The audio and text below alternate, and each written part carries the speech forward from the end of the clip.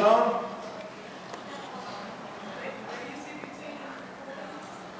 So propane is at my barbecue pit, right? And butane is in lighters. Acetone is nail polish remover and some pipe cleaners. Benzene, hexane, toluene.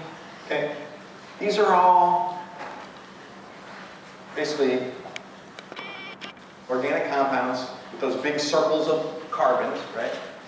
They get out in the air and you can smell them. And those are in a lot of those solvents and lacquers and things like that we were just discussing. Gasoline is everywhere, right? They don't card you to buy gasoline. As long as you put the can on the ground, you can pump it full of gas.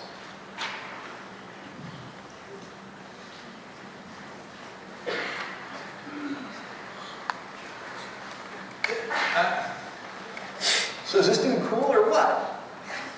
I mean, his feet are bigger than the rest of his body. And check out that finger. Okay. This is how we're struggling with this. Right? Now, is this a high base rate behavior? Is this incredibly common? No. But because it's high lethality, we don't know what to do with the prevention of it. Would you like this guy better than Sniffy the mouse? Yeah. Right? He seems a little cooler, and maybe he's not a third grade dude.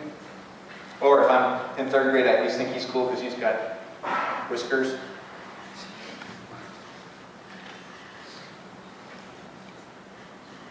So where's acetone? Yeah, it's in nail polish removers and a lot of the paint. It literally looks like that. I've got this pink one at my house right now. Right? It's everywhere. Right? That availability is a predictor of abuse. Okay.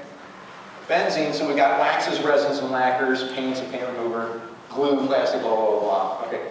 Bottom line is, all of those ene ones and the toluene too are in all of these kinds of industrial products.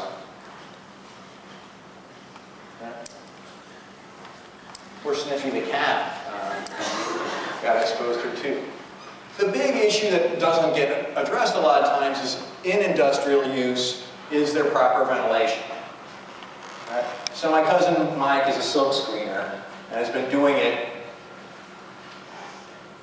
close to 30 years now. Right? So what a surprise, he's constantly over giant vats of this stuff, making your t-shirts and your hip hats and crazy things like that. Right? That long-term exposure puts him at exaggerated risk for cancer. Right? He's 65 now, retiring. I'm curious to see what's going to happen. Right? He was also in Vietnam and had Agent Orange and everything else, so God only knows. Right? But he smokes a lot of pot. Maybe that'll help counteract it all. But the bottom line is, if you're in a situation where you're like, hey, let's refinish this desk, go ahead and open the window. Don't wait until you're like nauseated and stupid and can't remember what to do or why you're doing that. So alarming, and this is 2003, but the last data was 2010, pretty much the same. 16% of 8th graders have used inhalants in one way or another. Higher than I had hoped, all right? How bored are these guys? I don't know. You remember 8th grade? God bless you, huh? I mean, I wouldn't want to do that. Like, if I could go back and know what I know now, but, right? 8% used within the past year, 4% within the past month, right? So this is considered current users. Yeah? Well, like, with collecting this data, like, how was the question asked? Because you said that with those, like, smelly marker type things, that you can also do that. That's potentially, I mean, that's like third graders or something, so I mean, I guess technically, a larger percentage of users, I'm just curious, like, what kind of questions they ask or something. So in monitoring the future data, where we get some of this, okay, they're pretty blunt. Have you ever huffed gas? But some of the other ones are kind of ambiguous, and so the jargon and things like that may be rough. And as you get below 8th grade, I'm unclear what to make of any of those, and so they don't do them nationally. Right? But the seniors know. You're in 12th grade and I say, hey, have you ever used an inhalant? They don't think I mean take a deep breath. So older adolescence is lower than among 8th graders in 2003. What had happened? Older adolescents had moved on to, I was going to say better drugs, right? Other drugs, right? Something that didn't require huffing all this up. This was all they could kind of get a hold of. Right? Now, rates are markedly worse, lower class, and then outside the US, in South America, like right now, there are kids living on the street, huffing a big bag of glue because they can't get food. Right? Now, what had happened over this time is it just kept going up, going up, going up, going up. Right? And we were at a loss. We were completely flummoxed. Well, what else was going on at the time? From the late 70s to the early aughts. Increased marijuana arrests. Crazy anti-marijuana campaigns. So I was getting kids in 11th grade in LA telling me, well, we were going to smoke pot, but we heard that led to hard drugs. So instead we huffed gas.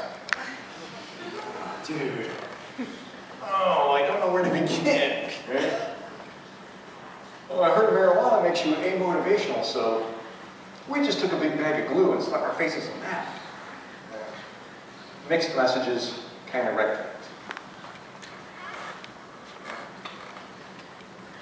But what had happened, so used within 30 days, right? Again, we saw in 95 it was worse, slowly but surely bringing things back down. Word gets out, right? And this is one where we didn't have to suddenly make lacquer illegal, right? We didn't suddenly have to say, okay, if you want to buy gasoline, you have to show ID, right? Instead, people got educated and seemed to appreciate it.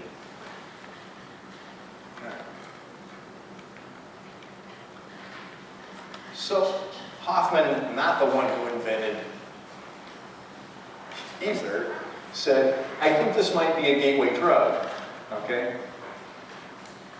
You know how suspicious I am of gateway drug explanations, okay? But did folks who used inhalants early in life end up more likely to be addicted to hard drugs later in life? We do have some data to support that. Does that mean that snorting inhalants makes you crave heroin?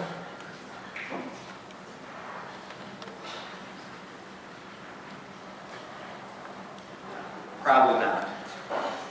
People who like to use drugs like to use drugs. All right? Not a complete stunner that the personality, the behavioral correlates of wanting to huff gas when you're in 8th grade are the same ones that led people astray and had them end up addicted to crack later on. So I don't want to make too much of any gateway model, right?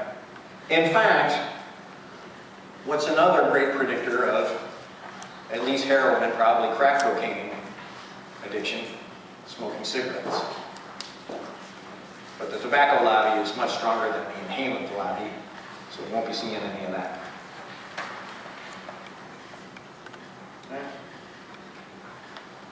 So the nitrites that I had mentioned, these were called poppers or snappers. They used to come in a glass. They were even, like, they were in the 70s, they would say porno, not porn. They were even in, like, the porno movies of the 70s. Like, you'd see somebody breaking a glass and sniffing it and something, and you're like, whoa, dude, you're going to have sex. You really, okay. Right? But then these were both, you know, had those same expectancies we talked about, both listed as part of that, and they're nitrates. Right? Other stuff I can clear up about the test? Right. I'm going to see David Sedaris tonight, but I'll be around next week. If you want to email me questions, any of that, by all means.